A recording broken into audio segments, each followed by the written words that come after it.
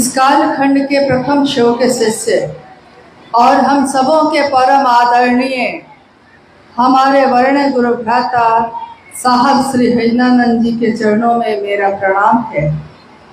प्रणाम है शक्ति स्वरूपा माँ नीलम आनंद जी के चरणों में और कोडरमा जिले के इस शिव वाटिका में उपस्थित आप सभी गुरु भाई गुरु बहन के चरणों में मेरा प्रणाम है।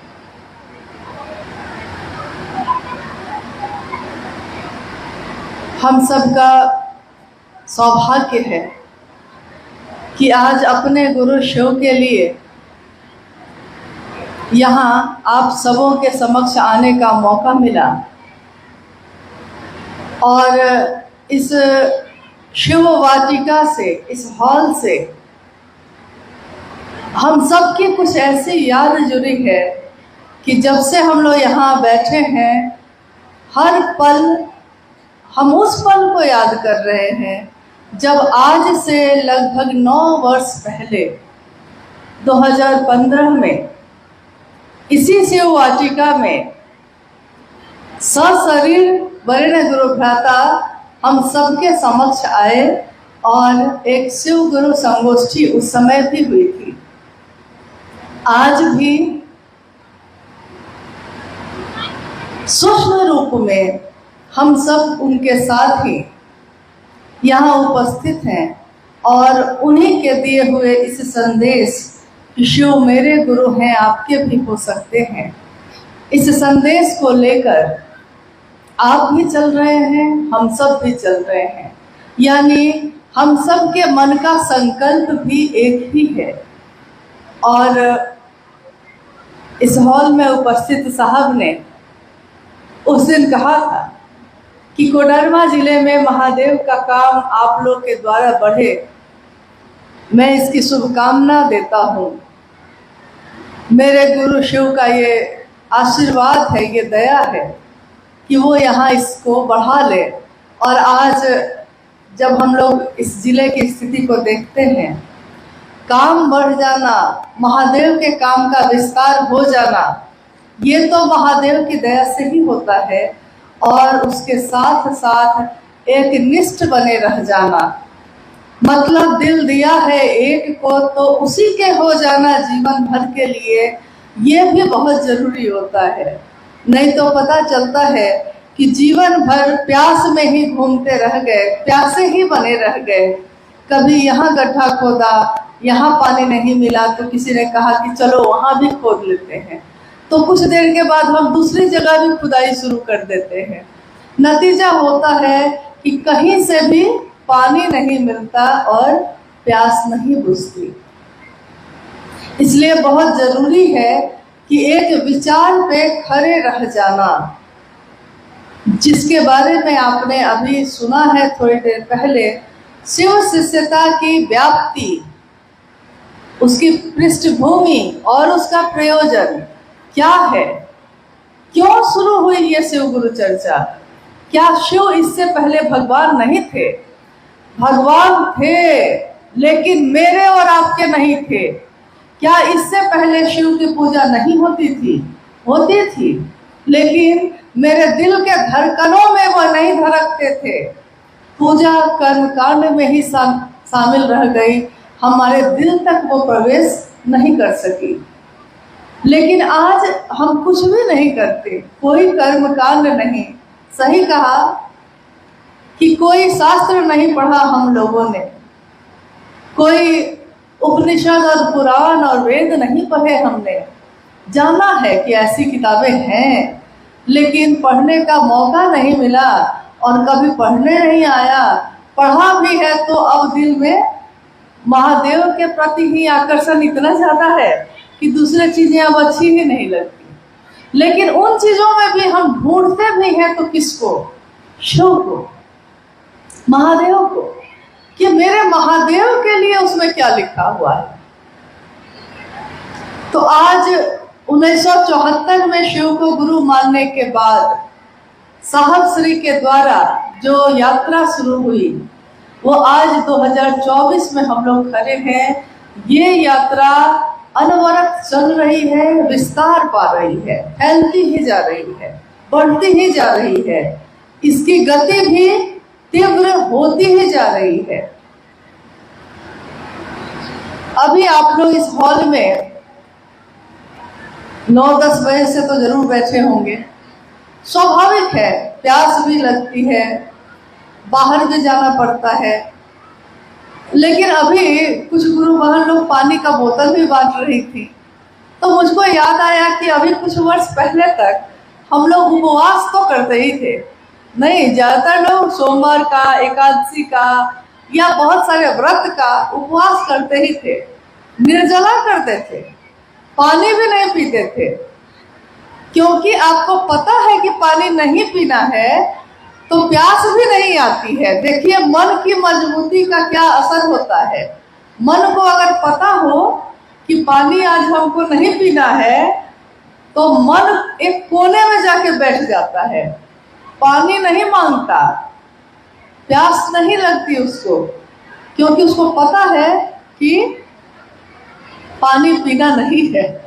लेकिन अभी हम लोग बैठे हैं तो मन को हम लोगों ने एक तरफ, एक कोने में नहीं किया है, तो हमको जो जो मन में आ रहा है हम सब वो काम कर रहे हैं, हल्ला भी कर रहे हैं, बोल भी रहे हैं, हलचल में भी हैं, पानी भी पी रहे हैं, सब कुछ कर रहे हैं।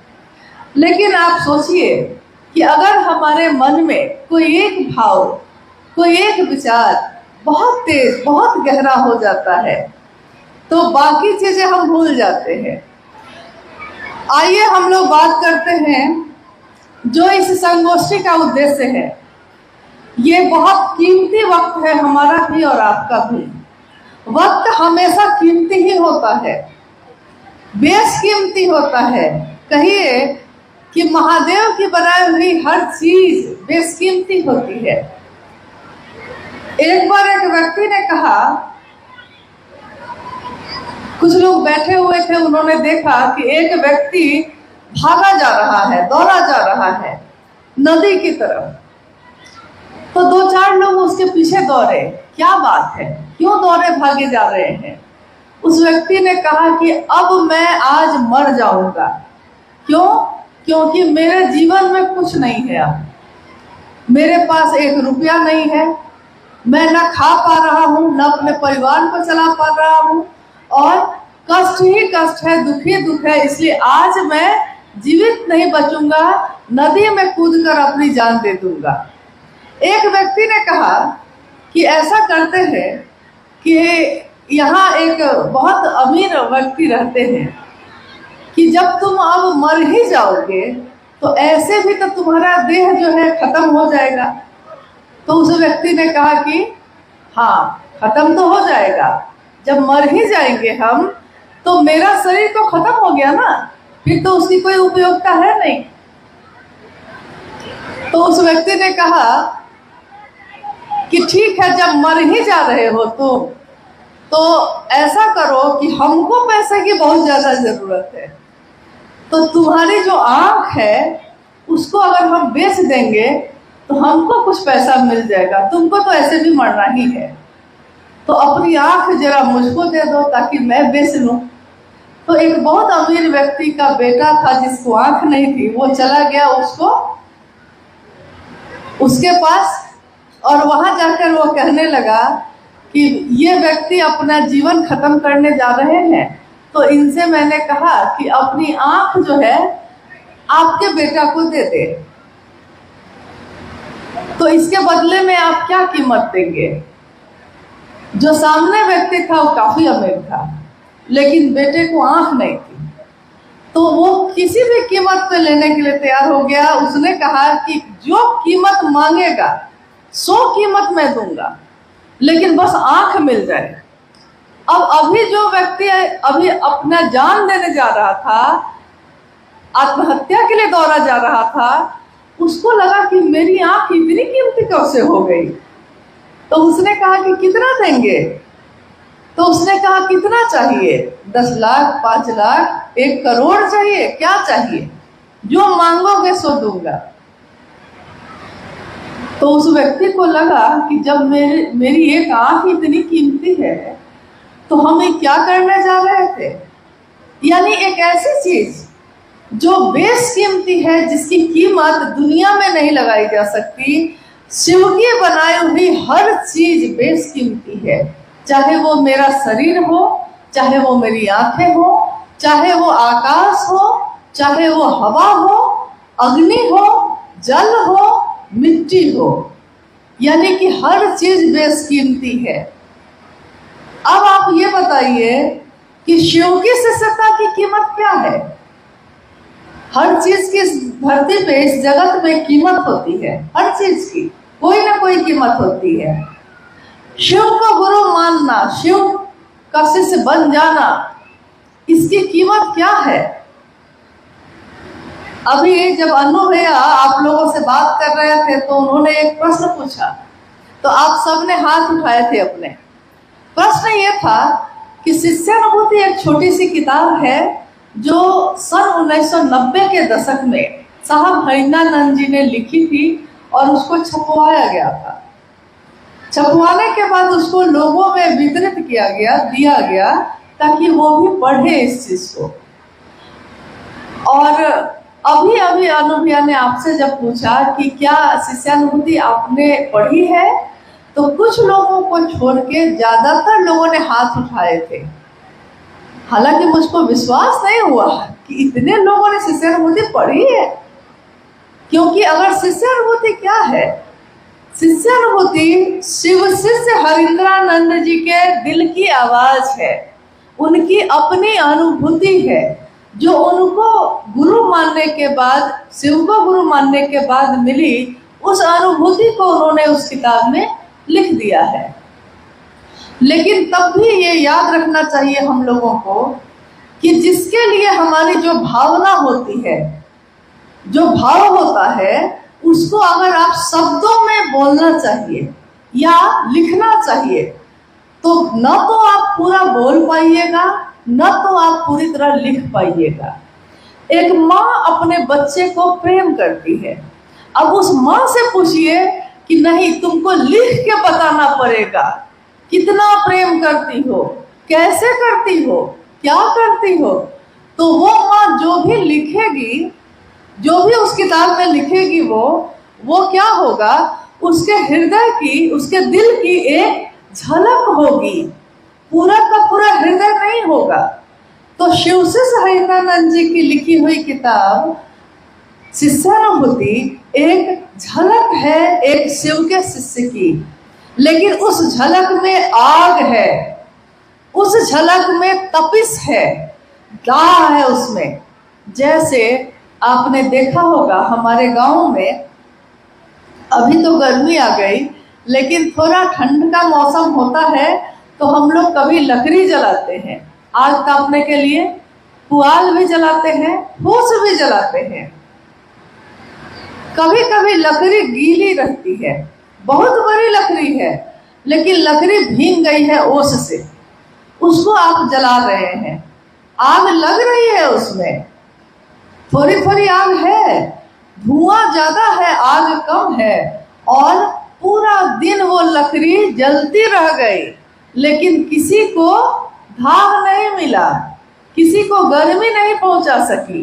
जलती तो रही, लकड़ी भी थी बड़ी सी, लेकिन वहीं पे फूस होता है, फूस जिसका घर बना लेते हैं हम लोग, झोपड़ी बनाते हैं, फूस को थोड़ा सा रखिए और उसमें माचिस लगाइए, माचिस की तीली से जलाइए उसको, क्षण में जलता है, क्षण में आग लग जाती है। मतलब वो लगता है ऐसे कि जैसे वो जलने के लिए ही तैयार होके बैठा है।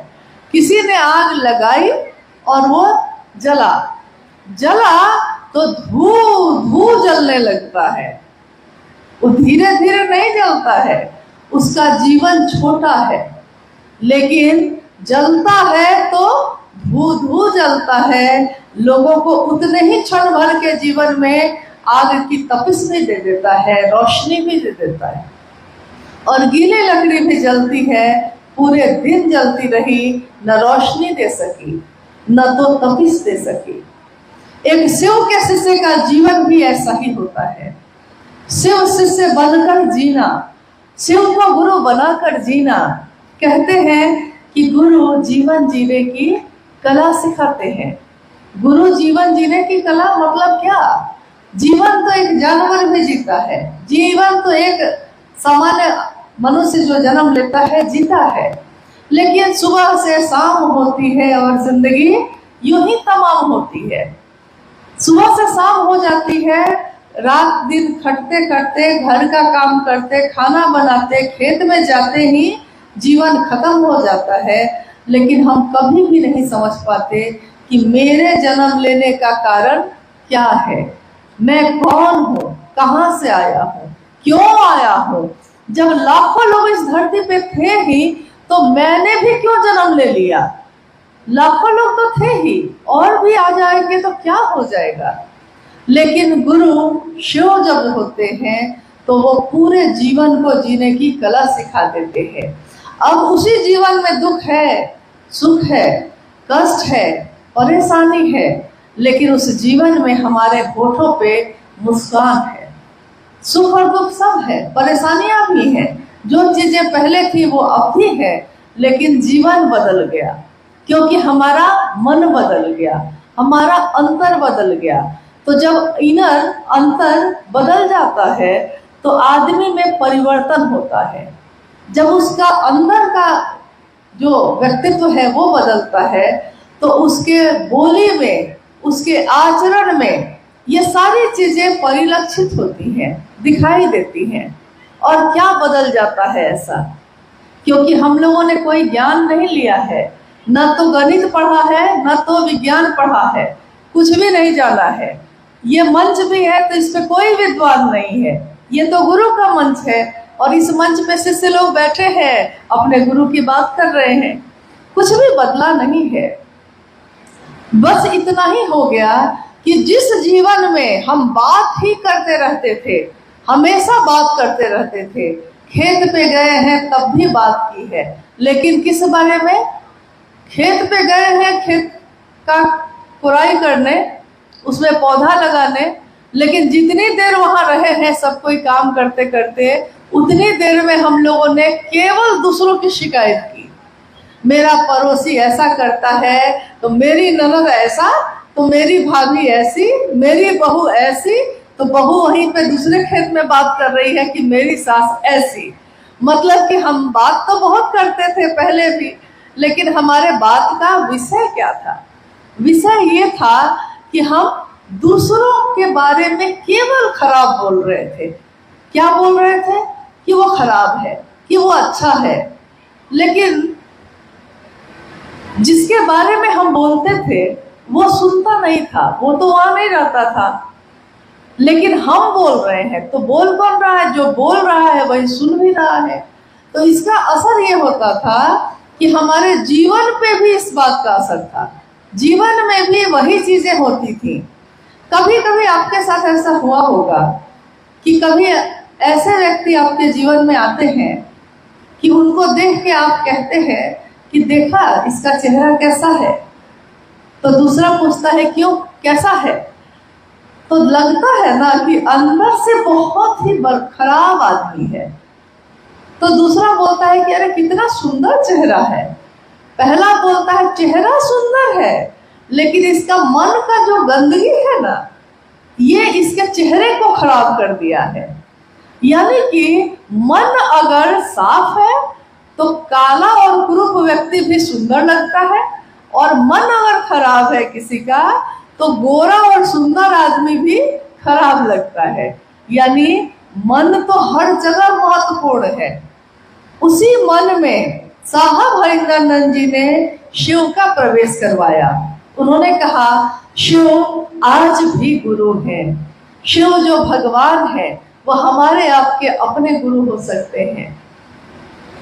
अब आपने सुनी शिव शिष्टता की पृष्ठभूमि, जिसमें आपने सुना कि साहब ने चमत्कार सीखने के लिए शिव को गुरु बनाया था। बात तो सही है, लेकिन उनके जीवन में कुछ समय के बाद आकाशवाणी हुई, एक आवाज आई जो जिसके बारे में आपने किसी न किसी से सुना होगा। आवाज ने कहा, उनसे पूछा कि तुम क्या करते हो? और ये देखिए कितना महत्वपूर्ण है ये वाकया कि साहब खुद बताते हैं कि जब आवाज आई, आकाशवाणी आई और उस आकाशवाणी ने मुझसे पूछा कि तुम क्या करते हो। साहब कहते हैं कि मैं उस समय लौकिकता में डिप्टी कलेक्टर था, मधेपुरा में पोस्टिंग थी मेरी। जैसे आपसे कोई पूछे कि भाई आप क्या करते हैं, पहला उत्तर आपका क्या होगा? कोई आपसे पूछे कि आप क्या करते हैं तो आप क्या बोलिएगा?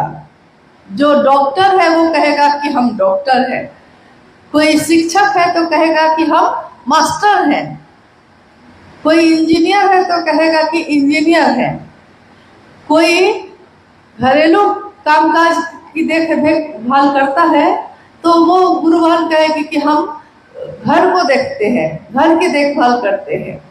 यानी कि पहला प्रश्न का उत्तर जो पहला होगा वो ये होगा कि हम इस धरती पे क्या करते हैं। तो साहब ने कहा कि जब आवाज आई कि तुम क्या करते हो तो मेरे मुंह से क्यों निकला ये मैं नहीं जानता हूं, लेकिन मेरे मुंह से उत्तर निकला शिव शिष्य बनाता हूं। तुम क्या करते हो तो मैं शिव शिष्य बनाता हूं। देखिए साहब कह रहे हैं कि मैं ये क्यों नहीं बोल पाया उस दिन कि डिप्टी कलेक्टर हूँ, प्रशासन का काम देखता हूँ, बिहार सरकार का बड़ा पदाधिकारी हूँ, कुछ भी कहता। लेकिन इस जगत का जो भी मेरे साथ जुड़ा हुआ है, जो भी परिचय है मेरा इस दुनिया में, इस जगत में, जब आकाशवाणी हुई, जब वो आवाज आई तो मैं भूल गया कि मैं इस दुनिया में क्या हूँ और मेरे मुंह से निकला कि शिव से बनाता हूँ। आवाज ने जो थोड़ी देर बातचीत हुई उसके बाद कहा कि जो तुम करते हो वही दूसरे को करने को कहो। अब साहब कहते हैं कि मैं क्या करता हूँ, तो इसका उत्तर तो उन्होंने खुद ही दे दिया था कि मैं शिव से बनाता हूँ, मैं शिव का शिष्य हूँ और मैं शिव शिष्य बनाता हूँ, यानी दूसरों को कहता हूँ कि आप भी शिव को अपना गुरु बनाइए।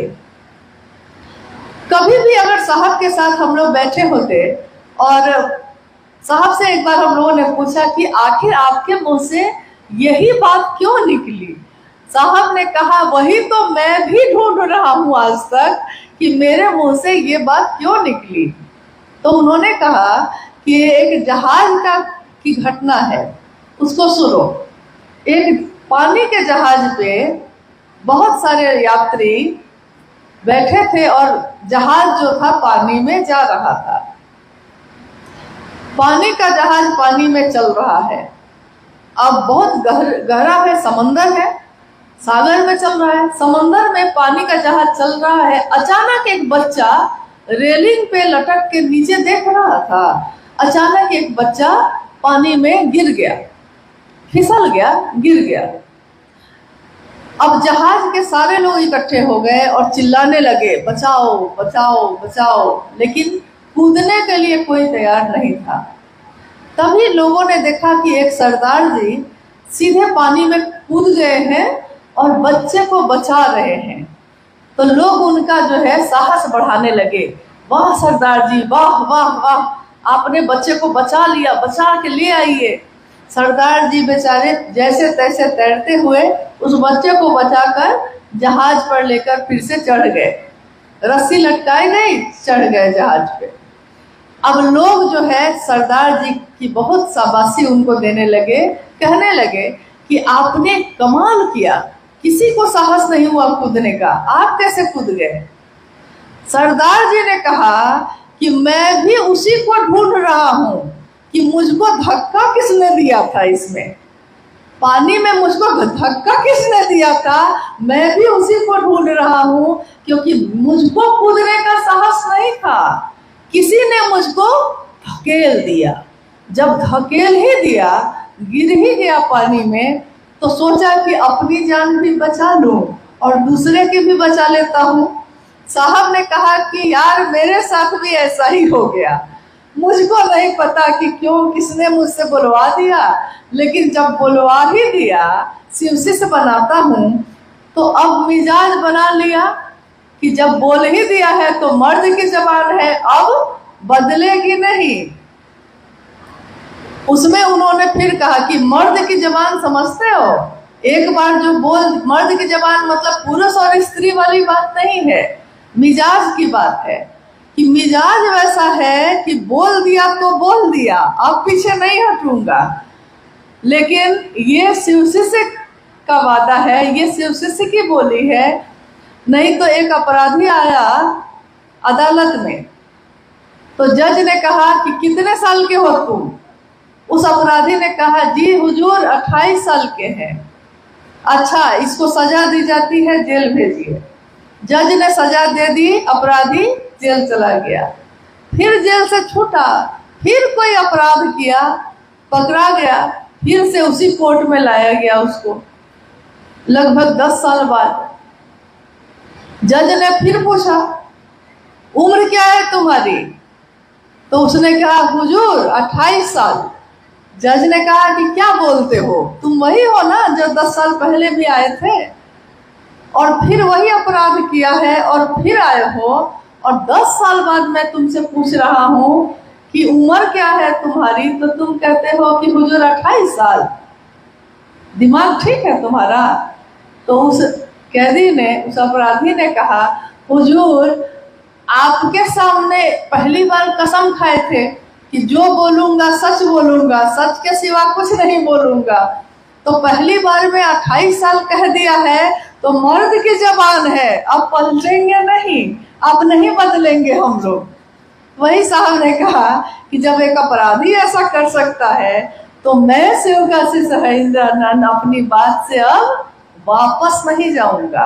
मैंने कह दिया, स्वीकार किया मेरे गुरु के सामने, मेरे महादेव के सामने कि मैं शिव शिष्य हूँ, शिव शिष्य बनाता हूँ, तो मैं अब पूरे जीवन यही काम करूं।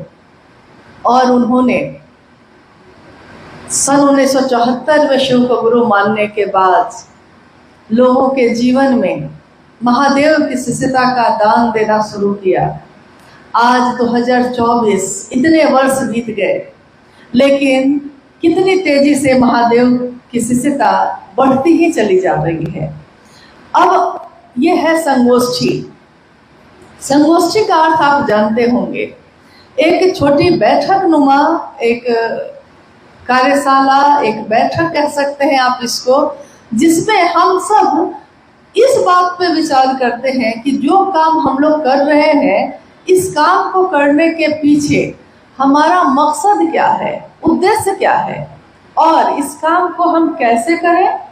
इस काम को करने के बाद इसका रिजल्ट, इसका परिणाम क्या होगा, क्योंकि हम अपने जीवन में जो भी काम करते हैं उसके पीछे कोई उद्देश्य होता है, और उद्देश्य की पूर्ति के लिए हम ज्ञान लेते हैं, ज्ञान को पूरा करने के लिए फिर हम काम करते हैं। तो जब ये तीनों काम हम कर लेते हैं तो उसका एक रिजल्ट आता है। जैसे हम अपने बच्चे का एडमिशन कराते हैं स्कूल में, जब पहला क्लास में एडमिशन कराते हैं उसी समय सोच लेते हैं कि बेटा को इंजीनियर बनवाएंगे, सोचते उसी समय है, यानी कि इसका परिणाम क्या आना है हम उसी समय सोचने लगते हैं। लेकिन शुरुआत हम करते हैं पहला क्लास से, फिर बारी बारी से क्लास बदले जाते हैं, ज्ञान बढ़ता चला जाता है, परिमार्जन होता चला जाता है, कक्षाएं और ऊपर होती चली जाती हैं, स्कूल पास कर गया, कॉलेज पास कर गया, कंपटीशन में बैठा और एक दिन वो इंजीनियर बन जाता है। तो आपने कोई चीज विचार में अपने मन में सोचा था किसी दिन, उस दिन ये काम हुआ नहीं था, सोचा था मन में, सोचा है कि एक घर बनवाएंगे, लेकिन उस घर को बनाने के लिए सोचने से काम नहीं चलेगा, ये भी आपको पता है। तो आप इसके लिए ईंटा, बालू, गिट्टी सबको एक जगह गिरवाते हैं और खुद ज्ञान लेते हैं कि घर कैसे बनेगा, या फिर किसी ऐसे व्यक्ति को लाते हैं जिसको ये ज्ञान हो। तो ज्ञान लेते हैं कि घर कैसे बनेगा, ज्ञान भी लेकर अगर बैठे रह गए, सामान भी गिर गया, ज्ञान भी ले लिए, लेकिन अगर काम नहीं करेंगे उस पर तो क्या होगा? जब बनेगा घर? कभी भी बनेगा? नहीं बनेगा। यानी इसके लिए हम करते हैं कर्म, काम करते हैं, और तब हमारे द्वारा किए हुए परिश्रम से, काम से एक दिन वो घर जो मेरी सोच में था, जो मेरी कल्पना में था, एक दिन मूर्त रूप होकर सामने आ जाता है, सामने दिखने लगता है। ठीक वैसे ही उस दिन साहब हरिंद्रानंद जी ने अपने मन में एक संकल्प लिया, एक विचार, एक भाव, एक सपना उनकी आंखों में पला। एक ऐसा सपना कि एक दिन ऐसा आएगा जब घर का बच्चा बच्चा शिव को अपना गुरु बनाएगा। ये एक सपना है जो उनकी आंखों में उस दिन पला था। लेकिन आने वाले समय में उन्होंने इस ज्ञान को दूसरों में भी बांटा। उन दूसरों ने तीसरों में बांटा, उन तीसरों ने चौथे में बांटा। मतलब लोग बांटते ही चले गए, और एक दिन परिणाम ये है कि कोई गांव, कोई शहर का मोहल्ला वैसा नहीं है जहां शिव चर्चा की आवाज कानों तक नहीं आती हो। जैसे कोई काम जब बहुत विस्तार पाएगा, जब बहुत ज्यादा बढ़ जाएगा, तब उस काम में कुछ गंदगियां भी शामिल होने लगती हैं। ये दुनिया की रीत है, ये दुनिया का दस्तूर है कि शुरुआत तो बहुत पवित्र और शुद्ध मन से होता है, मोहब्बत से होता है, लेकिन जैसे ही जब थोड़ा बढ़ता है तो थोड़ा थोड़ा इसमें कुछ न कुछ दिमाग लगना शुरू हो जाता है। मामला दिल का है और लगने लगता है दिमाग। अब आप बताइए, आप में से कितने लोग ऐसे हैं जिन्होंने कभी भी माँ नीलमानंद जी से शरीर में मुलाकात की है? कभी भी माँ नीलमानंद जी से? अच्छा, आप हैं, और उधर राधा बनकर जी है। हाँ, यानी कि इस पूरे हॉल में दो व्यक्ति जिन्होंने हाथ उठाया कि माँ नीलमानंद जब शरीर में थी तो उन्होंने इनसे भेंट की है। हम लोगों को छोड़ के आप लोग की तरफ से जो है उसमें दो व्यक्ति हैं। अब आप बताइए कि इन दो व्यक्तियों पे कितनी बड़ी जिम्मेदारी है इस बात की कि अब उसके ऊपर है कि वो माँ नीलमानंद जी के बारे में दूसरों को जो बताएंगे वो क्या बताएंगे। अब इनके ऊपर है कि लोग अगर माँ नीलमानंद जी को जानेंगे तो किनके द्वारा जानेंगे? उनके द्वारा जिन्होंने कभी शरीर में रहते उनसे भेंट की है। तो ये आपको बताएंगे कि वो देखने में ऐसी थी, वो ऐसा बोलती थी, वो ऐसा करती थी, वो सिर्फ शिष्यों के लिए इस तरह से काम करती थी। नहीं, तभी हम जानेंगे ना, तभी आप जानिएगा ना, क्योंकि आपने तो अभी उनको देखा नहीं शरीर में। अब साहब हरिंद्रानंद जी को सशरीर, मतलब शरीर में रहते हुए कितने लोग ऐसे हैं जो उनसे भेंट किए हैं? अच्छा, ज्यादातर लोग हैं, कुछ लोग होंगे जो नहीं मिल पाए होंगे, ज्यादातर लोगों ने भेंट की है, मिले हैं। अब बोलिए कि आप लोगों के ऊपर कितनी बड़ी जिम्मेदारी है इस बात की कि साहब हरिंद्रानंद जी ये कौन है, ये क्या देने आए थे जगत में, और क्या चाहा है इन्होंने, अब नए आने वाले लोगों को आपको बताना है। तो आप क्या बताएंगे? आप तभी बता पाएंगे जब आप खुद उनके बारे में जानेंगे। जब तक हम आपके बारे में नहीं जानेंगे, हम आपके बारे में क्या बता सकेंगे? अब है कि महादेव से किसकी किसकी भेंट हुई है? महादेव से भी भेंट हुई है किसी की? नहीं, महादेव से भेंट हुई है इसके लिए कोई हाथ नहीं उठ रहा है। किसी की भेंट नहीं हुई। भेंट कैसे होती है? भेंट वैसे होती है कि दिल से दिल का मामला है। ये मन से किसी से मिलते हैं आप, तो मन से ही कोई अपना जो शरीर में है वो भी, जो शरीर में नहीं है वो भी मन से ही मिलेगा। महादेव से भी आप मन से ही मिले हैं।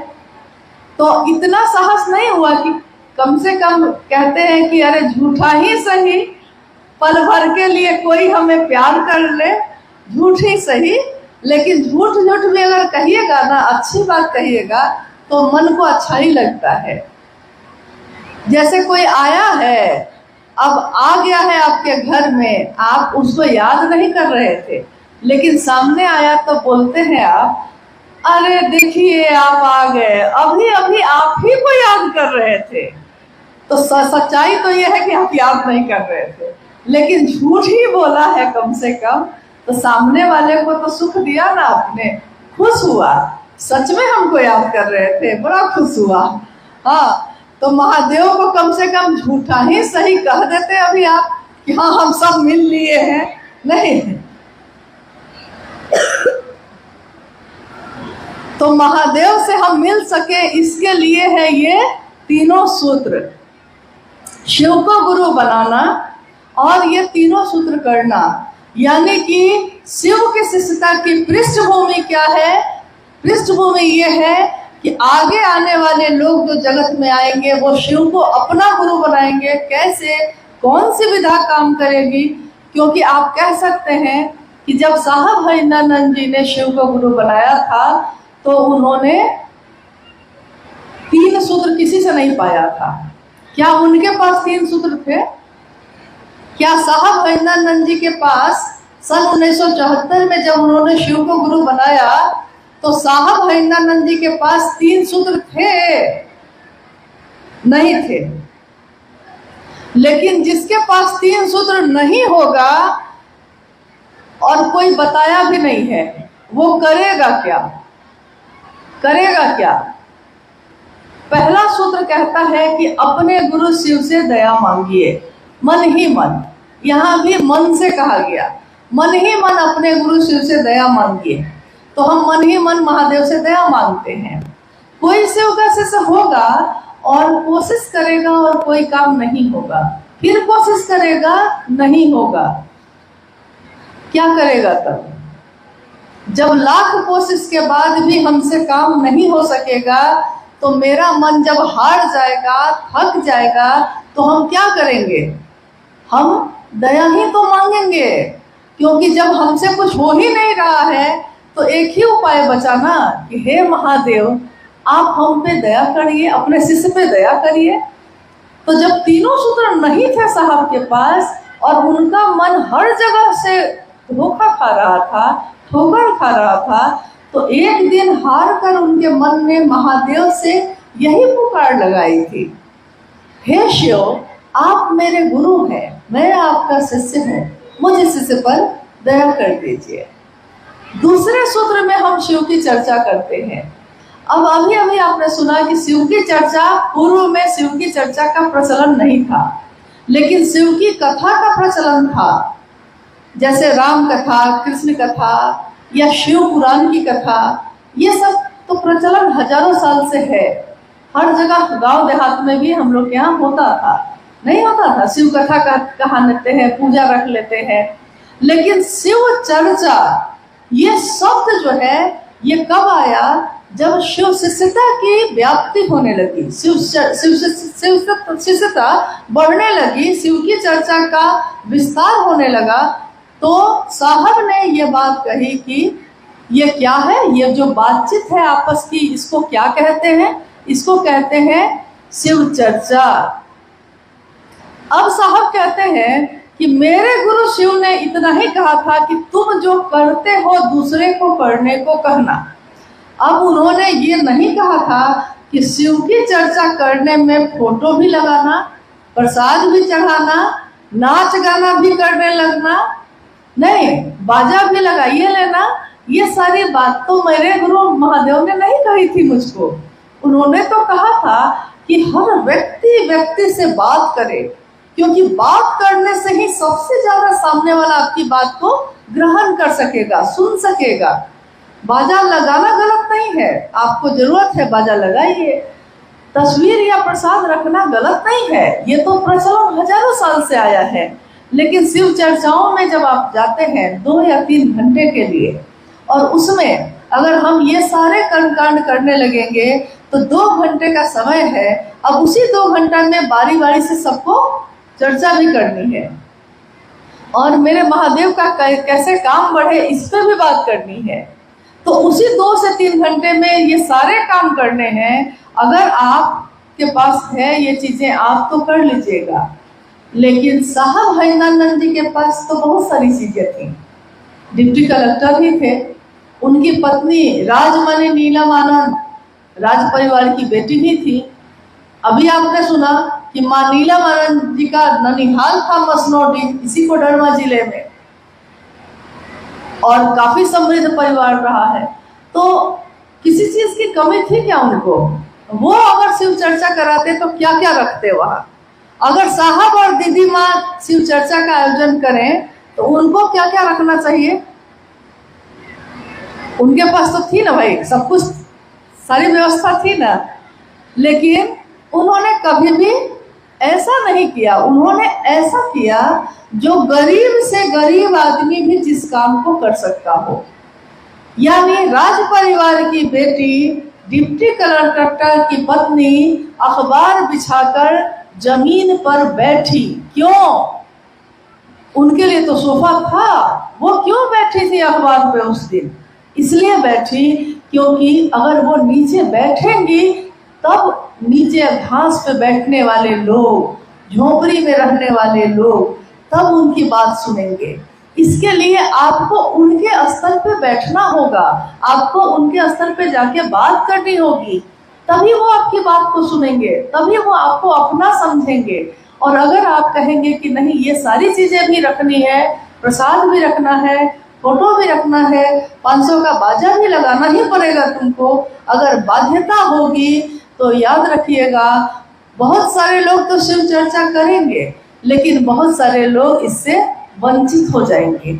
और हमको आपको कोई ऐसा काम नहीं करना चाहिए जिससे कोई टूट जाए या कोई छूट जाए, क्योंकि साहब ने हमेशा कहा है कि कोई टूटे नहीं, कोई छूटे नहीं।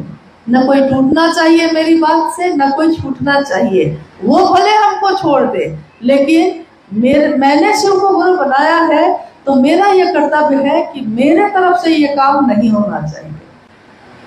अब मैंने कहा कि ये संगोष्ठी है, तो आइए हम लोग कुछ जिज्ञासाओं पे बात करते हैं।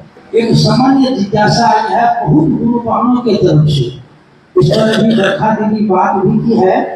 जिज्ञासा है कि दूसरे प्रकार के सत्संग में वहाँ के लोग नाचते और झूमते थे, क्या दीदी शिव चर्चा में हम लोग भजन के क्रम में नाच और झूम सकते हैं कि नहीं?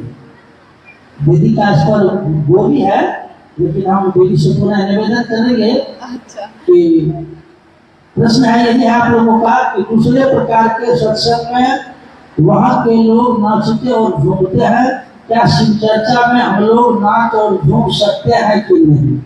दीदी से हम लोग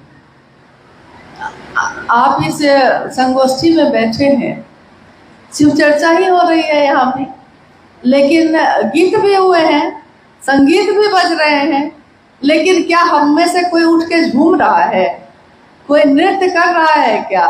लेकिन नृत्य कर रहा है मेरा मन, मेरा शरीर नहीं, क्योंकि मन तो आपका सही में तरंग में तो आएगा ही। मन को ही तो कोई चीज प्रभावित करती है, तरंग में आएगा, कोई गलत नहीं है। लेकिन नृत्य करने के लिए भी कोई जगह होनी चाहिए। अब मेरे बेटे का ब्याह जिस दिन होगा तो खूब नृत्य करेंगे हम, क्योंकि भाई वो तो घर का मामला होगा।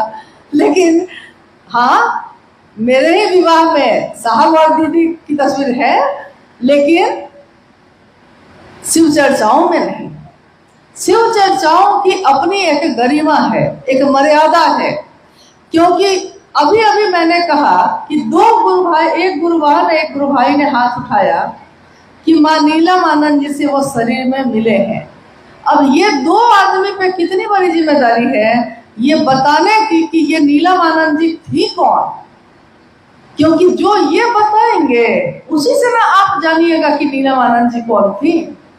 ठीक वैसे ही समाज में, समष्टि में उतरा हुआ व्यक्ति अगर दिल में, अगर अपने हृदय में शिव की शिष्यता को धारण करके नहीं उतरेगा तो समाज में जो भी संदेश आप दीजिएगा समाज को वही समझ में आएगा।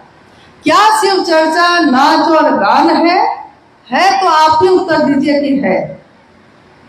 क्या शिव की चर्चा करना नाचना और गाना है, ऑर्केस्ट्रा है ये, तमाशा है ये?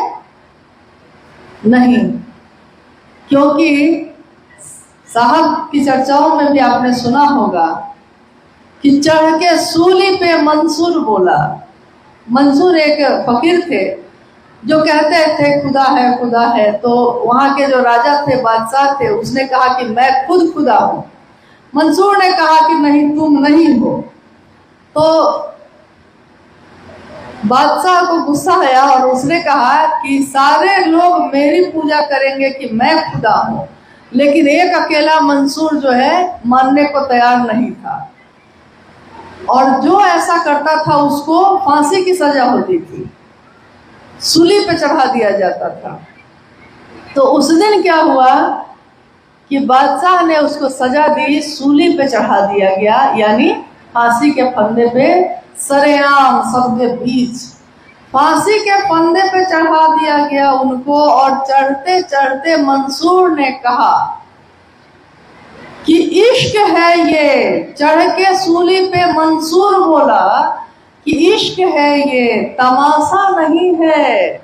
शिव की चर्चा मोहब्बत है, महादेव से प्रेम है, इश्क है, तमाशा नहीं है। तो मेरे आपके हाथ में है कि हम शिव की चर्चा का क्या रूप समाज में रखना चाहते हैं।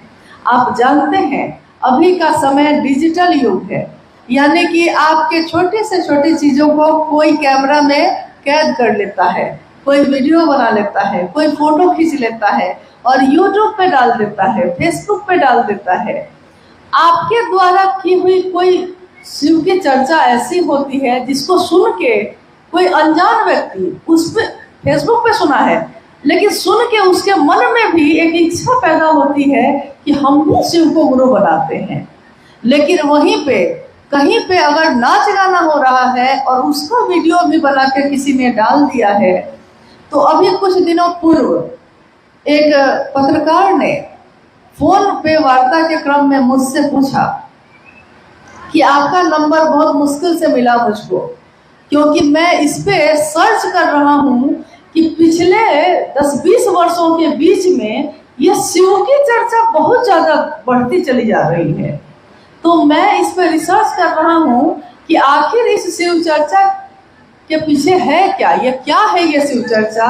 तो मैंने गूगल पे और यूट्यूब पे खोजना शुरू किया, तो उसने जो खोजा तो उसमें शिव चर्चा क्या है, तो शिव चर्चा में उस तरह का वीडियो सामने आ गया जिसमें कहीं पे किसी के घर में घरेलू साप्ताहिक चर्चा में कोई उस पे डांस कर रहे हैं, कुछ लोग, कुछ गुरुबाने उस पर नृत्य कर रही हैं। तो उसने सोचा कि शिव चर्चा मतलब एक ऐसी चीज जो घर में लोग इकट्ठे होते हैं, गाना बजाना करते हैं और नाच गान करते हैं। अब आप सोचिए कि कहाँ से उससे सहरिंदानंद जी की ये कल्पना कि जीव शिव हो सकता है, और कहाँ एक पत्रकार की नजर में जब वो सर्च कर रहा है तो उसको वीडियो सामने आ रहा है कि शिव चर्चा नाच गाना है।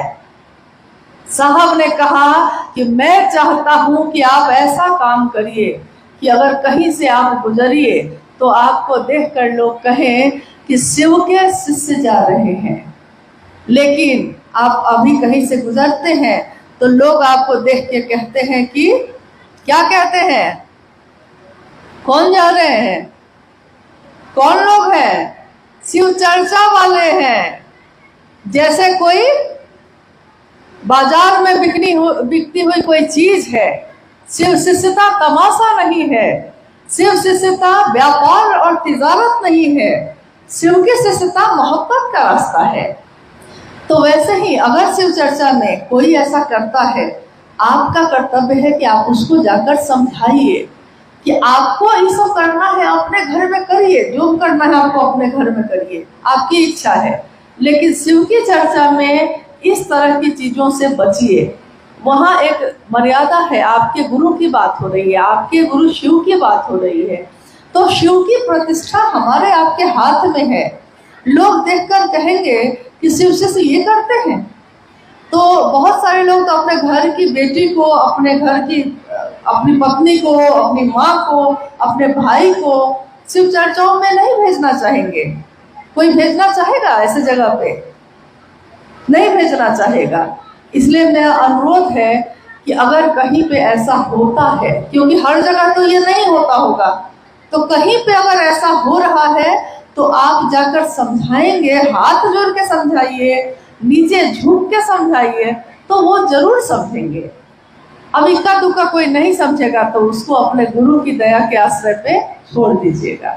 लेकिन इतना तो करिए कम से कम कि जो इसको समझा सकते हैं उसको समझाने की कोशिश करिए।